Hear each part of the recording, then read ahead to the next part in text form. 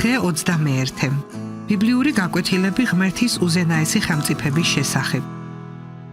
ღმერთის მიერ ისრაელიანთა ეგვიპტიდან დახსნისა და იოსების ისტორიები ნათელს ფენს იმას, თუ როგორ მოქმედებს ღვთისშვილთა ცხოვრებაში ყველაფერი მათ სასიკეთოდ. ჩვენ კი ვიცით, რომ ღვთისმოყვარულებს, მისი განზრახვით მოწოდებულებს, ყოველ მხრივ ეწევა სასიკეთოდ. რომაელთა მერვე თავის 21 მუხლი. უფალი არ აძლევს საშუალებას უწმიდურებს, რომ სრულად აღასრულონ საკუთარი ბოროტი ჩანაფიქრები. თუმცა ღმერთს შეუძლია, რომ ადამიანთა ჩანაფიქრები თავისი მარადიული მიზნებისთვის გამოიყენოს. შემოქმედი მაინც აუკრძალავს ადამიანებს ბოროტად მოქცევას მაშინ, როცა საჭირო იქნება. ჩვენ ხედავთ, როგორ არწმუნებს უზენაესი ისრაელს ამაში. რადგან გავრეკავ ერებს შენი პირისაგან და განვავრცობ შენ საზღვარს და არავინ ისურვებს შენს ქვეყანას, თუ გამოცხადდები უფლის შენი ღმერთის წინაშე წელიწადში 3-ჯერ. გამოსვლის 34 თავის 24 მუხლი.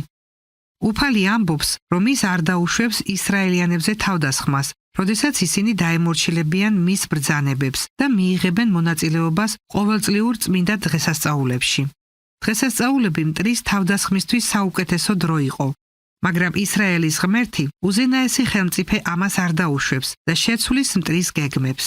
ქრისტეს შობის ისტორიაში ვხედავთ, თუ როგორ მიყავს ღმერთს მოგვები ბეთლემში იესოს მტრის ჰეროდეს ხელით.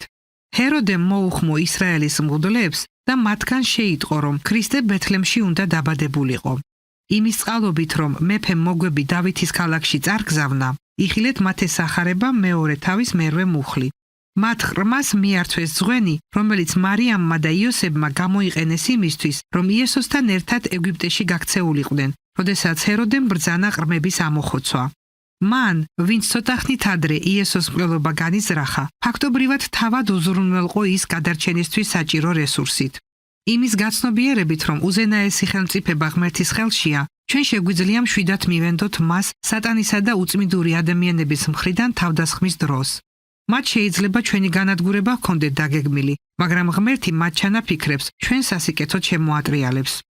შეიძლება არ გვსიამოვნებდეს ის, რაც ჩვენ ცხოვრებაში ხდება, მაგრამ დარწმუნებული უნდა ვიყოთ, რომ ღმერთი აკონტროლებს ვითარებას. ასეთი გაგება გვეხმარება, რომ ყოველდღე ვენდობოდეთ ღმერთს. უფალი მეფობს ყველა ადამიანზე. ის დედამიწაზე ბოროტების მოქმედებას, ნებას კონკრეტული მიზნისთვის რთავს. ღმერთი დაუშვებს, რომ სატანამ მრავალი თავისი ბოროტი გეგმა განახორციელოს. ამ ყველაფერში ღვთისშვილები გამოიცდებიან და მათი რწმენა განმტკიცდება. ამიტომ წერდა იაკობი: ყოველივე სიხარულად ჩათვალეთ, ჩემო ძმებო, როდესაც მრავალნაირ განსაცდელში ცვივდებით, რა კი იცით, რომ თქვენი რწმენის გამოცდა მოთმინებას შობს, მოთმინებას კი ჰქონდეს სრულყოფილი მოქმედება, რათა იყოთ სრულქნილნი, წუნდაუდებელნი და ყოველმხრივ უნაკლონი. იაკობის პირველი თავის 2-დან 4 მუხლის ჩათვლით. თუ რწმენითა და მოთმინებით უფალზე მინდობას ვისწავლით, მოვიპოვებთ ხასიათს, რომელიც მოგვამზადებს იესოსთან შესახვედრად. განსაცდელი, რომელსაც ჩვენი შემოქმედი უშვებს ჩვენ ცხოვრებაში, აუცილებელია ჩვენში ქრისტეს ხასიათის ჩამოსაყალიბებლად. იოანეს სიტყვების თანახმად, მომავალი დიადი მოვლენისათვის მოსამზადებლად, ჩვენ უნდა მივესადაგოთ ქრისტეს. საყვარელნო, ამიერიდან ღვთისშვილნი ვართ, ოღონდ ჯერ არ გამომჟღავნებულა, რანი ვიქნებით. ვიცით, რომ როცა გამომჟღავნდება, მისი მსგავსნი ვიქნებით, რადგან ვიხილავთ მას, როგორიც არის. ყოველმა, ვისაც ეს იმედი აქვს მისი, განიწმინდოს თავი, როგორც ის არის წმიდა. იოანეს პირველი ეპისტოლეს 3 თავის 2 და 3 მუხლები. ელენ უაითიც წერდა იმედგამაცრუებელ განსაცდელებზე, რომელთა გადატანაც გვიწევს. მომავალ ცხოვრებაში ყველა საიდუმლო, რომელიც მოსვენებას არ გვაძლევდა და გვამწუხრებდა, გაცხადდება. ჩვენ ვიხილავთ, რომ ჩვენი თითქოს და შეუსმენელი ლოცვები და გაუმართლებელი იმედები ჩვენთვის საუკეთესო კურთხევებად გვეწია. განკურნების მსახურება, გვერდი 474. პირადი მსჯელობა და განხილვა. რას გვიცხადებს ისრაელიანთა გათავისუფლებისა და იოსების ბიბლიური ისტორიები ღმერთის უზენაესი ხელმწიფების შესახებ? როგორ გვიჩვენებს ქრისტეს შობის ისტორია ღმერთის ხელმწიფებას მისი ერის მტრებზე? რატომ უშვებს ღმერთის სირთულეებსა და განსაცდელს ქრისტიანის ცხოვრებაში? რას ამბობს ელენ უაითი ჩვენი ცხოვრების ყველაზე რთული მომენტების შესახებ? ლოცვითი დავალება. მიმართეთ თქვენს ლოცვით მეწყვილეს და ერთად განიხილეთ დღის თემა.